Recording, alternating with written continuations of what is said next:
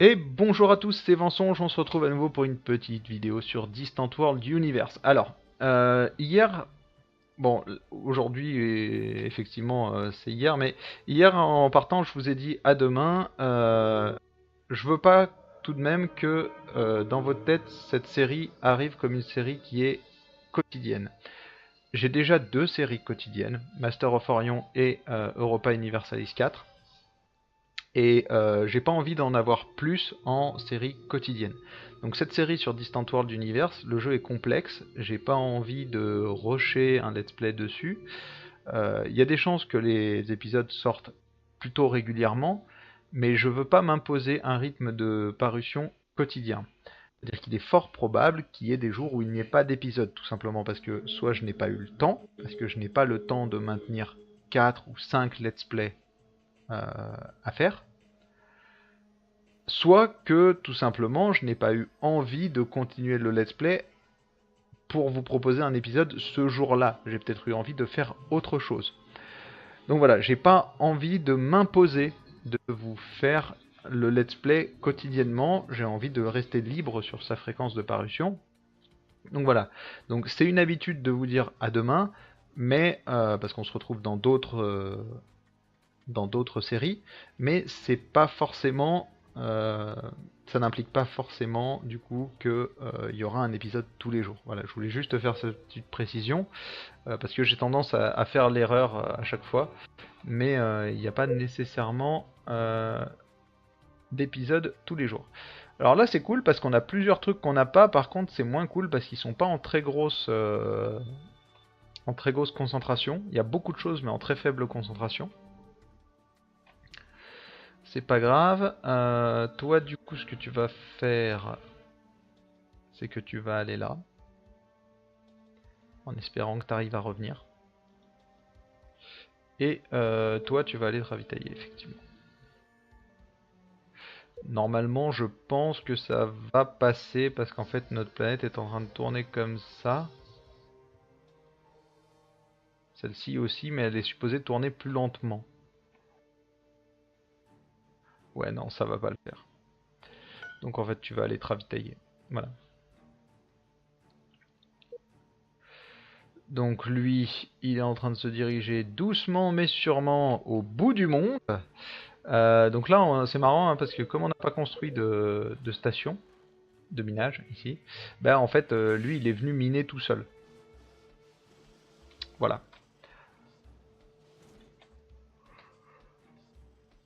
tout simplement. Bah, vous voyez ici aussi, donc du coup, il est venu récupérer certainement de l'or, hein, exploite actuellement, machin. On verra pas trop ce qu'il a, mais je pense que ça doit être de l'or.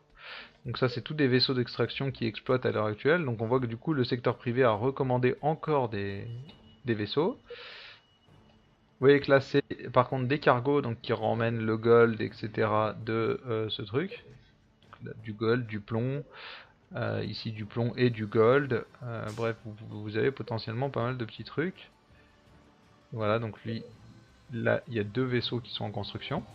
Donc en général, si vous mettez votre taxe à 0, ce qui se passe c'est que vous n'avez pas d'argent qui rentre dans vos caisses, mais par contre en fait les bonus liés au centre de commerce compensent pendant une bonne partie du début du jeu votre négatif en termes de revenus. Et donc du coup ça vous permet de rester à flot malgré le fait que vous perdiez de l'argent au fur et à mesure.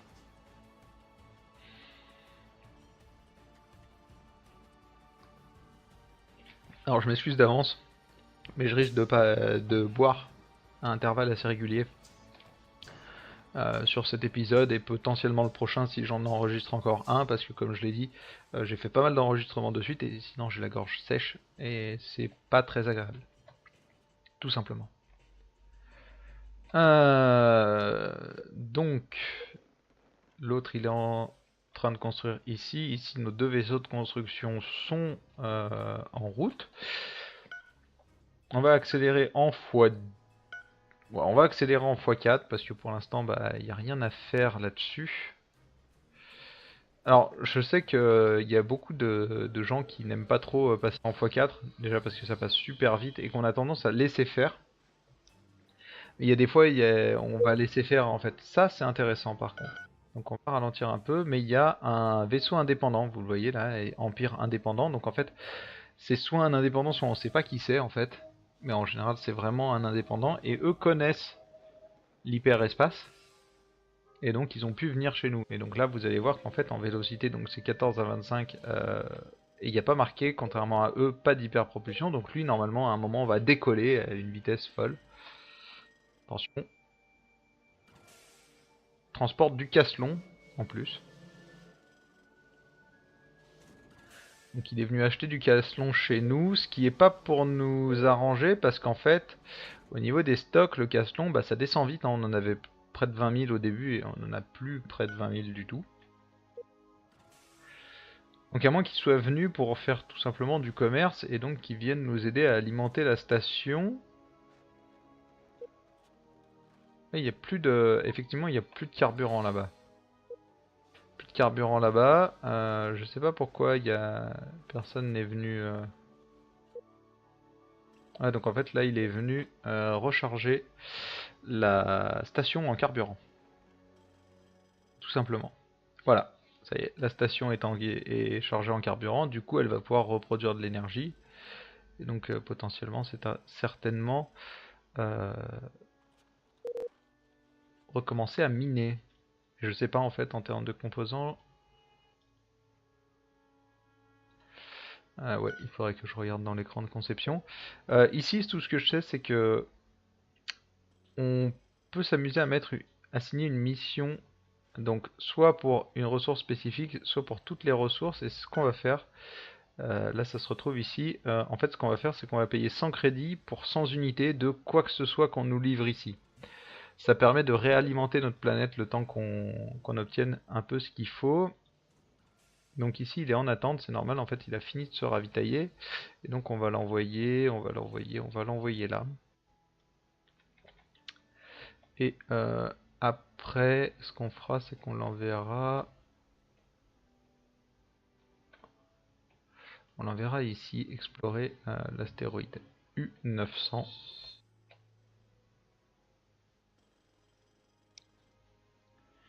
Voilà, donc du coup là normalement en attente, mais il va finir par se barrer normalement.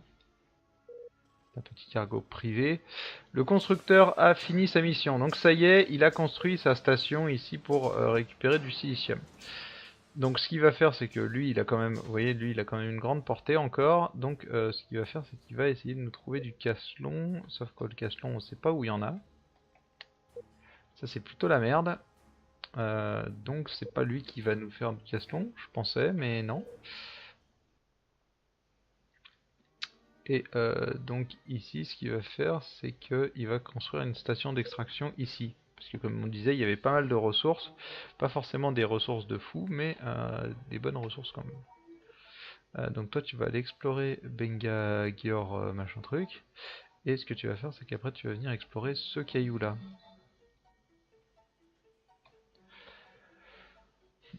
Donc voilà. Alors sur la minimap ici c'est un peu compliqué des fois à gérer, mais vous voyez que hop, si on zoome, on voit qu'ici la tache marron en fait c'est un astéroïde. Donc il y a pas mal de petits objets comme ça à trouver dans le système spatial. On sait qu'ici par exemple, voilà, ici il y a un autre astéroïde. Mais qu'est-ce qu'il fout là? L'indépendant il est en train de faire un sitting. C'est incroyable. C'est assez incroyable.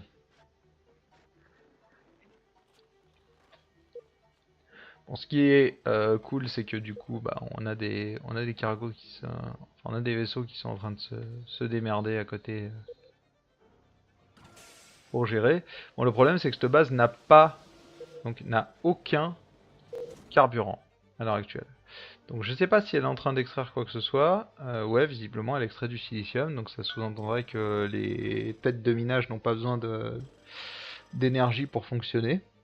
En tous les cas, fonctionner un minimum.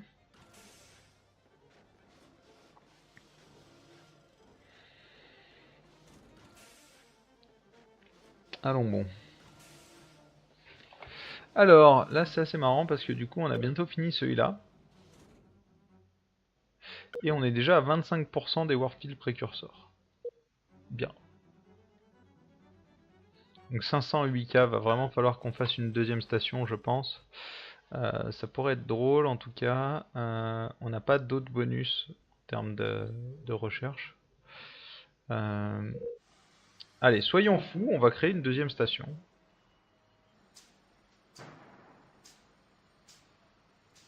Voilà, une deuxième station en orbite autour de la planète. Ça va nous coûter un peu cher. Mais ça risque d'être marrant de voir à quel point on peut pousser un peu la recherche avec ces gens-là. Parce que pour l'instant, on produit 120, 240, 120. Ça nous fait 250, 500, 250. Et notre limite est à 509. Ce qui est largement dépassé. Hein. Mais je pense qu'on peut pousser plus loin en fait. Voilà, tout simplement. Donc on va voir. On va voir si on peut pousser vraiment plus loin. De toute façon, sinon on la démantèlera, la base. Tout simplement. Donc là, vous noterez que vous n'êtes pas obligé de démarrer sur une planète, vous pouvez aussi démarrer sur une lune autour d'une géante gazeuse. Et des fois, c'est assez intéressant parce que parfois, il arrive que ce soit la même géante gazeuse qui vous fournisse le fuel, et dans ce cas-là, les cargos échangent assez rapidement pour aller chercher du fuel, c'est vraiment pratique. Ah, les armor platings sont finis, donc là, on est sur les Advanced Beam Weapon. Donc il devient assez intéressant de commencer à choisir vers où se rendre. Alors j'ai pas trop envie des railguns. C'est pas forcément un truc qui m'attire énormément. Même si à terme ça a l'air d'être vraiment sympa. Pour l'instant c'est pas trop mon trip. Je suis plus en fait je suis plus partant pour les long range laser là. Qui ont une portée assez sympathique. Je partirais bien sur les armes à ion. Ce qui m'intéresse c'est les armes à gravitique aussi. Je pense qu'on va partir sur un peu d'armes à gravité, notamment pour essayer d'aller chercher le Gravity Distortion Field qui a l'air super marrant. Et on partira sur des fighters avec des light fighters et des missiles bombers. De toute façon, on va rechercher ces decks-là. Bon, là on a déjà 9 trucs en attente de ce côté-là, donc on a vraiment du temps. Ici on est à 29%. Donc ça va être assez long hein, au début. Le rythme va être assez lent. Tout simplement parce que bah, on est en pré-warp. Donc c'est lent. On a mis beaucoup de recherche. Donc c'est lent. 4 fois plus lent que ça devrait l'être. Disons que si on était dans une version normale, la recherche sur l'hyperpropulsion serait terminée. Mais j'aime pas trop en fait. Je trouve que quand on a trop de... Si la recherche va trop vite, le problème c'est que vous abattez de la recherche en permanence. C'est assez hallucinant, mais il y a des trucs qui se recherchent non-stop et ça m'intéresse pas. J'aime beaucoup. C'est comme quand je jouais sur Civilization. Bah, souvent, je mettais la recherche en très très lente, la plus lente possible en fait. Donc c'est en épique. A augmenter son niveau de compétence dans recherche des hautes technologies. Non, mais il va devenir incroyable ce scientifique. Sérieusement, je suis impressionné.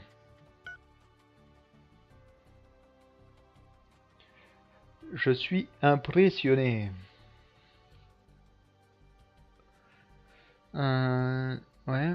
Alors j'aimerais quand même regarder parce que là il se passe rien. Là voilà, il est en attente le monsieur. Donc ce qu'on va faire c'est qu'on va le faire passer là.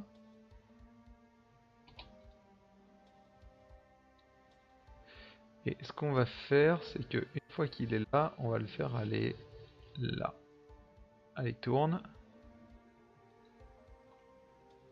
Tourne plus vite. Vous allez voir qu'en fait là, rien qu'en passant à côté, il va découvrir s'il y a des trucs. Regardez, hop, découvre là. Là il a découvert de l'or, etc. Alors, bien évidemment, il va passer un peu à travers. Donc là, il a découvert aussi, donc c'est tout bon. Voilà. Il a découvert aussi.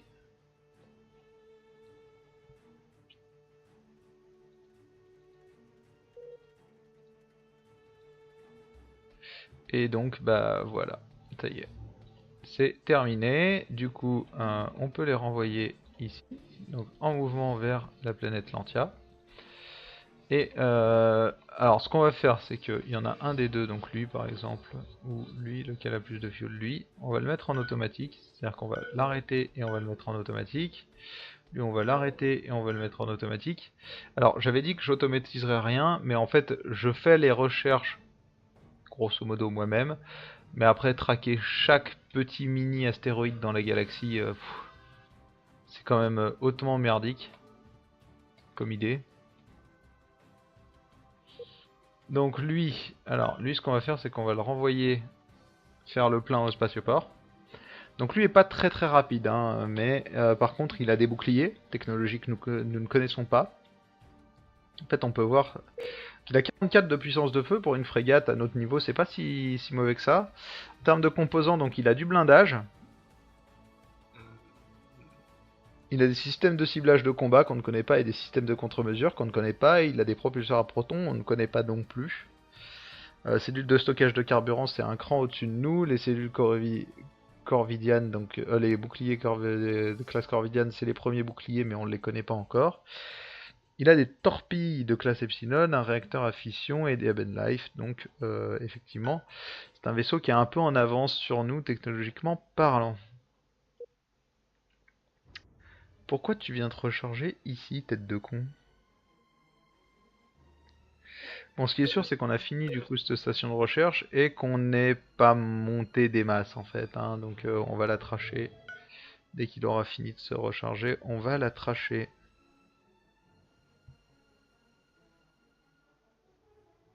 Trachons là.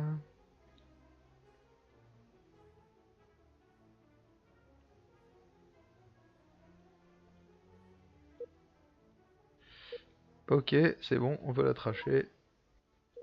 Voilà. Parce que ça nous coûte des sous pour rien pour l'instant. Donc ce qu'on va faire par contre, c'est que du coup, on va l'envoyer chasser la larve. Donc il a un peu de... Il a un peu de fuel. Donc ça par exemple, c'est des vaisseaux qu'on ne peut pas rétrofiter sans perdre des évolutions technologiques. Parce qu'en fait, ce qui se passe, c'est que si vous tentez de rétrofiter, il va se rétrofiter sur votre nouveau modèle. Et du coup, il va perdre ses boucliers. Pour l'instant. Un nouveau capitaine du nom de est arrivé à Iron Laider. Donc on a un nouveau capitaine qui est apparu. C'est sympa. Et il pilote actuellement. C'est ça. Il commande l'Iron Leader, donc qui est notre seul vaisseau de combat, donc la fameuse frégate qu'on a récupérée. Et du coup, on voit il est ici. Jedok Vretok. C'est du vrai toc, c'est pas du faux toc. Voilà, voilà. Il va falloir que j'arrête avec ces blagues. Alors, ici, ça construit, ça construit. Ici, ça explore, ça se ravitaille. Ce qui est sûr, c'est que dans l'expansion planner, maintenant, on doit avoir des trucs, notamment, bah, voilà, ouais, l'or. Au niveau de la galaxie, bah, c'est pas génial, génial. Pardon, on n'a pas exploré ces deux trucs? Ah putain, pourquoi vous l'avez pas exploré? Vous n'êtes pas allé assez loin, je pense.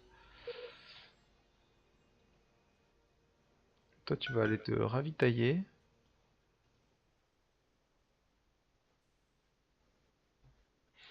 Et tu vas aller me voir ces deux bases, parce que là, c'est juste pas possible. Bon, la mise à part l'exploration, on va pas avoir grand chose à faire. Mais c'est ouf là, pourquoi il a fait ça? Donc je viens de repasser en vitesse 4. Et qu'en vitesse 4, l'animation, c'est pas la même, hein. C'est 4 fois plus rapide, hein, tout simplement. Bon, ce qui est pas mal, c'est que du coup là on est déjà à 44%, donc ça devrait aller assez vite pour les premiers hyper propulseurs avec cette race.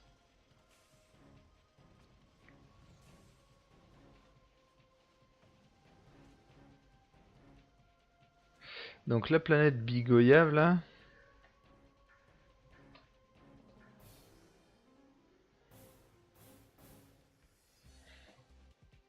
Donc l'autre il est en train de se ravitailler. L'autre est toujours Voilà, donc là, ça se bat. Donc on voit que nos boucliers sont en train de nous protéger. Et que notre ami est en train d'essayer de tuer les vers des sables. Ce qui a l'air de plutôt bien se passer. Et donc on va le renvoyer à la maison. Je rappelle qu'on était toujours en x4.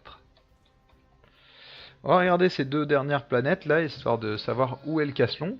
Parce qu'en fait on va bientôt, je pense, avoir la possibilité de les récolter. Voilà, donc là il y a du Caslon, plutôt en bonne quantité en plus. Donc ça va certainement être l'endroit de notre base. Ok, donc on a récupéré des perles du Quantium. Donc en fait, tout simplement, dans notre monde de base, on produit des perles du Quantium. Donc 3 ressources de luxe dans notre truc de base, dont 2 à plus de 60%. Et une ressource stratégique à plus de 85%. Ça fait une colonie qui produit beaucoup. Hein. C'est intéressant, hein. Forcément, c'est très intéressant. Donc notre chef de faction est enfin passé en positif sur les satisfactions des colonies. Ça c'est excellent. D'autant plus que ici voilà ça a dû pas mal booster, donc on est à 12%, par contre on est toujours qu'à 3,7 millions d'habitants, sachant que sur une planète comme ça en général on peut en avoir plus de 10 milliards. À mon avis ça risque de prendre un peu de temps. Et donc ici qu'est-ce qu'il y a? Et après on réautomatisera le vaisseau. Et ici il y a de l'hélium et du Tiderios. Donc voilà, donc ce qui est sûr c'est qu'il nous faut celle-ci, puisque c'est ici qu'il y a le Caslon. Donc là ils sont en train de construire, donc ça construit de partout, c'est plutôt cool. Ah, lui il a fini, donc ce qu'il va faire c'est qu'il va aller se ravitailler et préparer la mission suivante. Construire ici un site d'extraction de gaz. Voilà. Et on est déjà à plus de 20 minutes, donc on va s'arrêter là pour aujourd'hui. On se retrouve très bientôt pour la suite de nos aventures avec le United Quameno Empire. Donc regardez, hop, United Quameno Empire. Voilà, j'avais un petit doute, mais voilà. Donc du coup, on se quitte ici et on se retrouve très bientôt pour la suite de nos aventures. En attendant, je vous souhaite une très bonne journée et à plus tard. Ciao ciao.